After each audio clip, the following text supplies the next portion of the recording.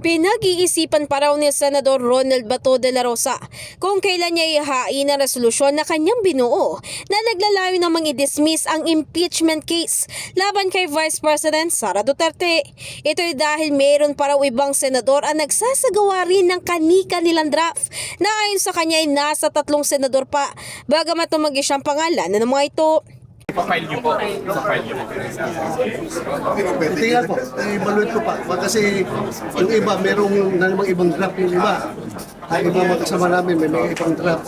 So, siguro i-incorporate yun kung ano yung magandang provision doon sa kanilang mga draft para mapaganda yung final version at magiging acceptable sa lahat.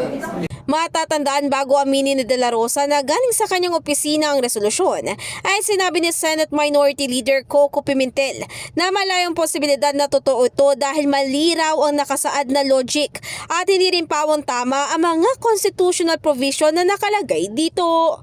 In the heart of changing lives, ako si Brigada Ann Cortas ng 105.1 Brigada News FM Manila, the Music News Authority.